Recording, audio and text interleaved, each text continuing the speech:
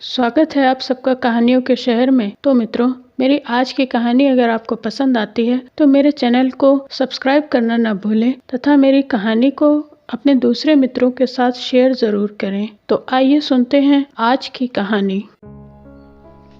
तारा ने 12 वर्ष तक दुर्गा की तपस्या की। ना पलंग पर सोई, ना केशों को संवारा और ना नेत्रों में सुरमा लगाया। पृथ्वी पर सोती, गेरुआ वस्त्र पहनती और रूखी रोटियां खाती। उसका मुख मुरझाई कली की भांति था, नेत्र ज्योतिहीन और हृदय का शून्य बीहड़ मैदान। उसे केवल यही लौ लगी थी कि दुर्गा के दर्शन पाऊं। शरीर मोमबत्ती की तरह घुलता था, पर यह लौ दिल से न जाती थी। यही उसकी इच्छा थी, यही उसका जीवनोद्देश्य।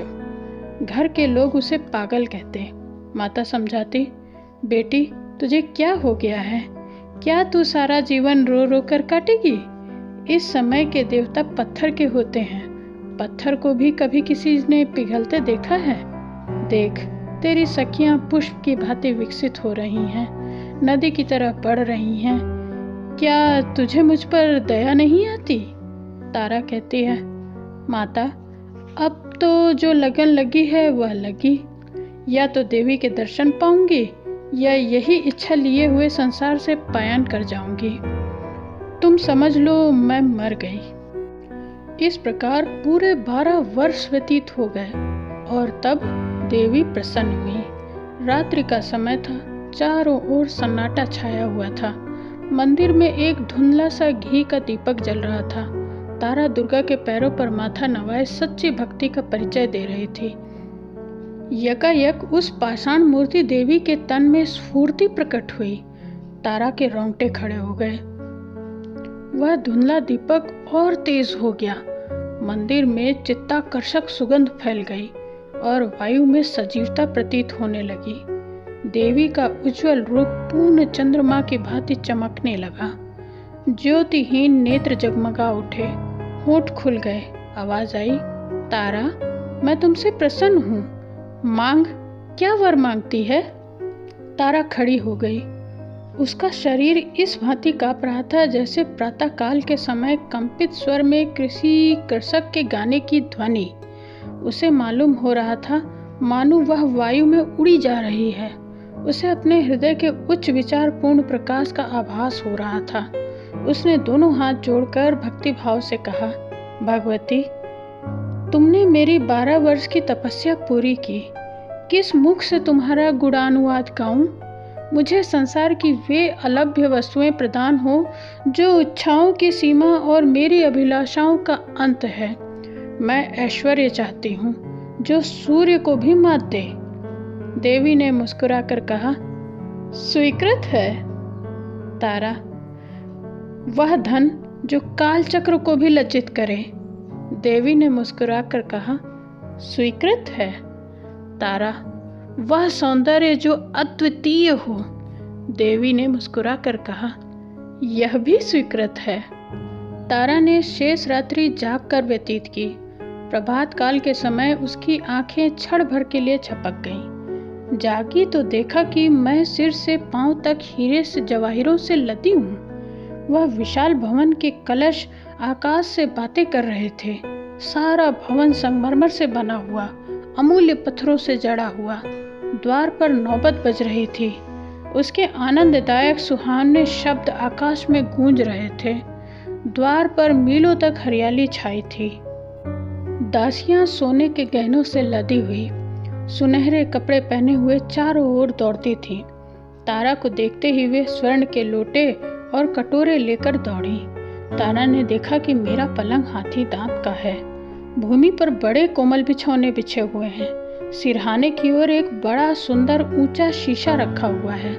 तारा ने उसमें अपना रूप देखा, चकित रह गई।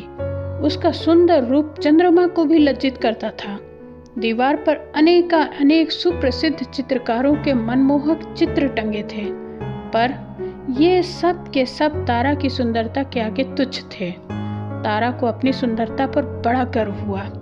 वह कई दासियों को लेकर वाटिका गई। वहां की छटा देखकर वह मुग्ध हो गई।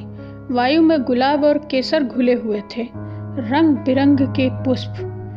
वायु के मंद मंद झोंकों से मतवाले की तरह झूम रहे थे। तारा ने एक गुलाब का फूल तोड़ लिया और उसके रंग और कोमलता अपने अधर पल्लव से समानता करने लगी। गुलाब में वह कोमलता न थी। वाटिका के मध्य में एक बिल्लौर जटित हौज था। उसमें हंस और बतख किलोले कर रहे थे। यकायक तारा को ध्यान आया, मेरे घर के लोग कहाँ हैं? दासियों से पूछा। उन्होंने कहा, श्रीमती, वे लोग पुराने घर में हैं। तारा ने अपनी अटारी पर जाकर देखा। उसे अपना पहला घर एक साधारण झोपड़े की तरह दृष्टिगोचर हुआ। उसकी बहनें उसकी साधारण दासियों के समान भी न थी। माँ को देखा, वह आंगन में बैठी चरखा काट रही थी। तारा पहले सोचा करती थी, जब मेरे दिन चमकेंगे तब मैं इन लोगों को भी अपने साथ रखूंगी और उनकी भली भांति सेवा करूंगी। पर इस समय धन के गौरव ने उसकी पवित्र हार्दिक इच्छा को निर्बल बना दिया था।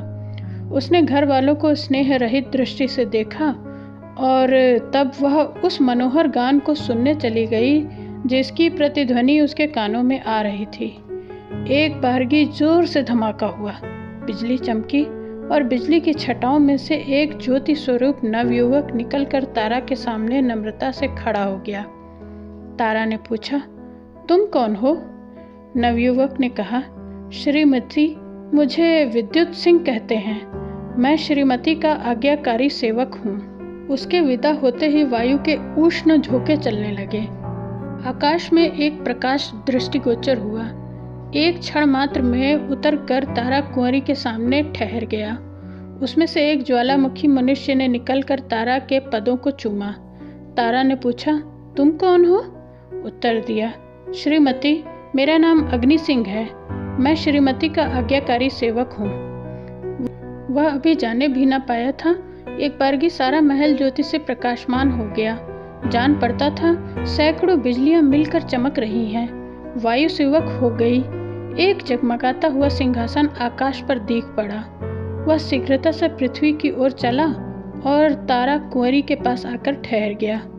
उससे एक प्रकाशमय रूप का बालक, जिसके रूप से गंभीरता प्रकट होती थी, निकल कर तारा के सामने शिष्ट भाव से खड़ा हो गया।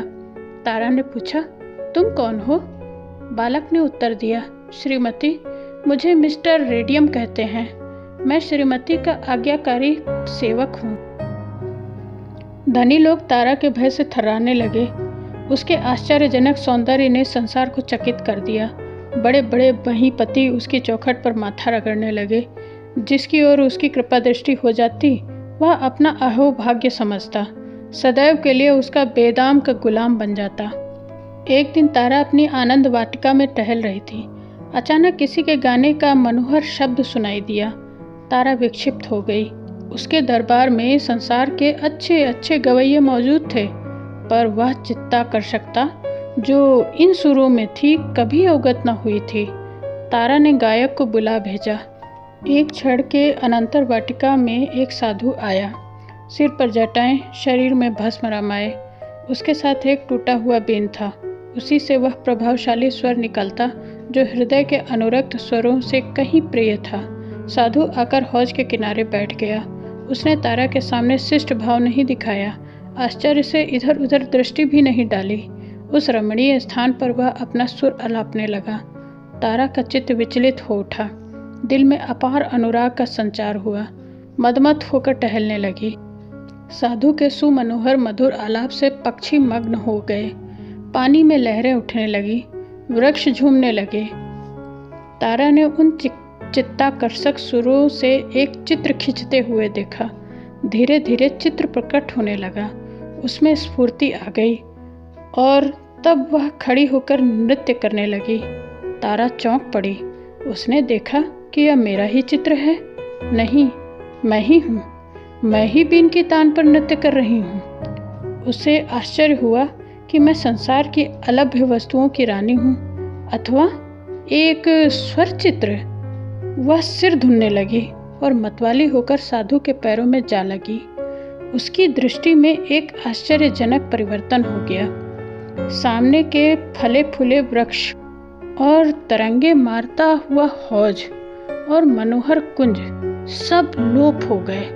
केवल वही साधु बैठा बीन बजा रहा था और स्वयं उसकी तालों पर वह थिरक रही थी।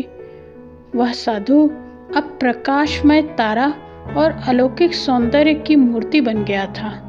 जब मधुर आलाप बंद हुआ तब तारा होश में आई। उसका चित्र हाथ से जा चुका था। वह उस विलक्षण साधु के हाथों बिक चुकी थी। तारा बोली, स्वामी जी, यह महल, यह धन, यह सुख और सौंदर्य सब आपके चरण कमल पर निछावर हैं। इस अंधेरे महल को अपने कोमल चरणों से प्रकाशमान कीजिए। साधुओं को महल और धन से क्या काम? मैं इस घर में नहीं ठहर सकता। तारा, संसार के सारे सुख आपके लिए उपस्थित हैं। साधु, मुझे सुखों की कामना नहीं। तारा, मैं आजीवन आपकी दासी रहूंगी। यह कहकर तारा ने आईने में अपने अलौकिक सौंदर्य की छटा देखी और उसके नेत्रों में चंचलता आ गई। साधु, नहीं तारा कुंवरी, मैं इस योग्य नहीं हूँ। यह कहकर साधु ने बीन उठाया और द्वार की ओर चला। तारा का गर्व टूक टूक हो गया। लज्जा से सिर झुक गया। वह मूर्छित होकर भूमि पर गिर पड़ी। मन में सोचा, मैं धन में, ऐश्वर्य में, सौंदर्य में जो अपनी समता नहीं रखती, एक साधु की दृष्टि में इतनी तुच्छ। तारा को अब किसी प्रकार चैन नहीं था। उसे अपना भवन, ऐश्वर्य भयानक मालूम होता था। बस साधु का एक चंद्र स्वरूप उसकी आंखों में नाच रहा था और उसका स्वर्गीय गान कानों में गूंज रहा था। उसने अपने गुप्तचरों को बुलवाया और साधु का पता लगाने की आज्ञा दी। बहुत छानबीन के पश्चात उसकी कुटी का पता लगा। तारा नित्य प्रति वायुयान पर बैठकर साधु के पास जाती। कभी उस पर लाल जवाहर लुटाती, कभी रत्न और आभूषण की छटा दिखाती, पर साधु इससे तनिक भी विचलित न हुआ। तारा के माया जाल का उस पर कुछ भी असर न हुआ। तब तारा फिर दुर्गा के मंदिर गई और देवी के चरणों पर सिर रखकर बोली, मात, तुमने मुझे संसार के सारे दुर्लभ पदार्थ प्रदान किए हैं। मैंने समझा था कि ऐश्वर्य में संसार को दास बना लेने की शक्ति है, पर मुझे अब ज्ञान हुआ कि प्रेम पर ऐश्वर्य, सौंदर्य और वैभव का कुछ अधिकार नहीं।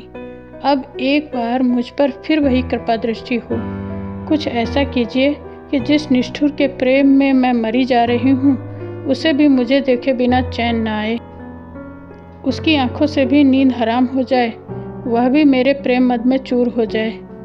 देवी के होंठ खुले, वह मुस्काई, उसके अधर पल्लव विकसित हुए। बोली सुनाई दी, तारा, मैं संसार के सारे पदार्थ प्रदान कर सकती हूँ, पर स्वर्ग सुख मेरी शक्ति से बाहर है। प्रेम स्वर्ग सुख का मूल है। तारा, माता, संसार के सारे ऐश्वर्य मुझे जंजाल जान पड़ते हैं। बताइए, मैं अपने प्रीतम को कैसे पाऊंगी? देवी, उसका एक ही मार्ग है, पर वह बहुत कठिन है। भला तुम उस पर चल सकोगी? तारा, वह कितना ही कठिन हो, मैं उस मार्ग पर अवलंब अवश्य करूंगी। देवी, अच्छा तो सुनो, वह सेवा मार्ग है। सेवा करो, प्रेम सेवा से ही मिल सकता है। तारा ने अपने बहुमूल्य आभूषणों और रंगीन वस्त्रों को उतार दिया, दासियों से विदा हुई, राजभवन को त्याग दिया, अकेले नंगे पैर साधु की कुटी में चली आई और सेवा मार्ग का अवलंब किया। वह कुछ रात रहे उठती, कुटी में झाड़ू देती, साधु के लिए गंगा से जल लाती, जंगलों से पुष्प चुनती। साधु नींद में ही होते और वह पंखा झलती, जंगली फूल तोड़ लाती और केले के पत्तल बनाकर साधु के सम्मुख रखती। साधु नदी में स्नान करने जाया करते थे। तारा रास्ते के कंकड़ चुनती। उसने कुटी के चारों ओर पुष्प लगाए, गंगा से पानी लाकर सींचती, उन्हें हरा भरा देखकर प्रसन्न होती। उसने मदार की रुई बटोरी, साधु के लिए नर्म गद्दे तैयार किए। अब और कोई कामना न थी। सेवा स्वयं अपना पुरस्कार और फल थी। तारा को कई कई दिन उपवास करना पड़ता था। हाथों में गट्ठे पड़ गए, पैर कांटों से छलनी हो गए।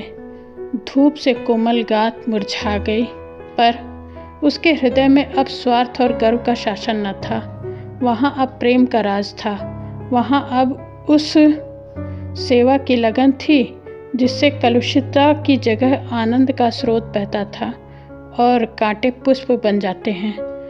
जहाँ अश्रुधारा की जगह नेत्रों से अमृत जल की वर्षा होती और दुख विलाप की जगह आनंद के राग निकलते। जहाँ से पत्थर रुई से ज़्यादा कोमल होते और शीतल वायु से भी मनोहर। तारा भूल गई थी कि मैं सौंदर्य में अद्वितीय हूँ। धन विलासिनी तारा अब केवल प्रेम की दासी थी। साधु को वन के खगों और मृगों से प्रेम था। वह कुटी के पास एकत्र हो जाते। तारा उन्हें पानी पिलाती, दाने चुगाती, गोद लेकर उनका दुलार करती।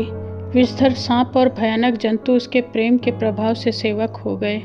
बहुधा रोगी मनुष्य साधु के पास आशीर्वाद लेने आते थे। तारा रोगियों की सेवा शुश्रूषा करती, जंगल से जड़ी बूटियां ढूंढ लाती, उनके लिए औषधि बनाती, उनके घाव धोती, घाव पर मरहम रखती, रात भर बैठी उन्हें पंखा झलती। साधु के आशीर्वाद को उसकी सेवा प्रभावयुक्त बना देती थी। इस प्रकार कितने ही वर्ष बीत गए। गर्मी के दिन थे। पृथ्वी तवे की तरह जल रही थी। हरे भरे वृक्ष सूख जाते थे। गंगा गर्मी से सिमट गई थी। तारा को पानी लेने के लिए बहुत दूर रेत में चलना पड़ता। उसका कोमल अंग चूर चूर हो जाता। जलती हुई रेत में तलवे भुन जाते। इसी दशा में एक दिन वह हताश होकर एक वृक्ष के नीचे क्षण भर दम लेने के लिए बैठी थी। उसके नेत्र बंद हो गए। उसने देखा, देवी मेरे सम्मुख खड़ी कृपा दृष्टि से मुझे देख रही है। तारा ने दौड़कर उसके पदों को चूमा। देवी ने पूछा, तारा, तेरी अभिलाषा पूरी हुई? तारा, हाँ माता, मेरी अभिलाषा पूरी हुई। देवी, तुझे प्रेम मिल गया? तारा, नहीं माता, मुझे उससे भी उत्तम पदार्थ मिल गया है। मुझे प्रेम के हीरे के बदले सेवा का पारस मिल गया। मुझे ज्ञान हुआ कि प्रेम सेवा का चाकर है। सेवा के सामने सिर झुकाकर अब मैं प्रेम भिक्षा नहीं चाहती। अब मुझे किसी दूसरे सुख की अभिलाषा नहीं। सेवा ने मुझे प्रेम, आदर, सुख सबसे निवृत्त कर दिया है। देवी इस बार मुस्कुराई नहीं। उसने तारा को हृदय से लगाया और दृष्टि से ओझल हो गई। संध्या का समय था। आकाश में तारे ऐसे चमकते थे जैसे कमल पर पानी की बूंदें। वायु में चित्ताकर्षक शीतलता आ गई। तारा एक वृक्ष के नीचे खड़ी होकर चिड़िया को दाना चुगती हुई देख रही थी कि यकायक साधु ने आकर उसके चरणों पर सिर झुकाया और बोला, तारा, तुमने मुझे जीत लिया है। तुम्हारा ऐश्वर्य, धन और सौंदर्य जो कुछ न कर सका वह तुम्हारी सेवा ने कर दिखाया। तुमने मुझे अपने प्रेम में आसक्त कर लिया है। अब मैं तुम्हारा दास हूँ। बोलो, तुम मुझसे क्या चाहती हो? तुम्हारे संकेत पर मैं अपना योग्य और वैराग्य सब कुछ निछावर कर देने के लिए प्रस्तुत हूँ। तारा, स्वामी जी, मुझे अब कोई इच्छा नहीं। मैं केवल सेवा की आज्ञा चाहती हूँ। साधु, मैं दिखा दूंगा कि योग साध कर भी मनुष्य का हृदय निर्जीव नहीं होता। मैं भंवरे के सदस्य तुम्हारे सौंदर्य पर मंडराऊंगा। पपीहे की तरह तुम्हारे प्रेम की रट लगाऊंगा। हम दोनों प्रेम की नौका पर ऐश्वर्य और वैभव नदी की सैर करेंगे। प्रेम कुंजों पर बैठकर प्रेम चर्चा करेंगे और आनंद के मनोहर राग गावेंगे। तारा ने कहा, स्वामी जी, सेवा मार्ग पर चलकर मैं अब अभिलाषाओं से पूरी हो गई। अब हृदय में और कोई इच्छा शेष नहीं। साधु ने इन शब्दों को सुना, तारा के चरणों पर माथा नवाया और गंगा की ओर चल दिया। तो मित्रों, यह कहानी बस यहीं तक। मुझे उम्मीद है आपको पसंद आई होगी। अगर आपको मेरी कहानी पसंद आई है तो अपने फ्रेंड्स के साथ शेयर करें और मेरे चैनल को सब्सक्राइब करना ना भूलें। मिलते हैं जल्द एक नई कहानी के साथ। तब तक के लिए धन्यवाद।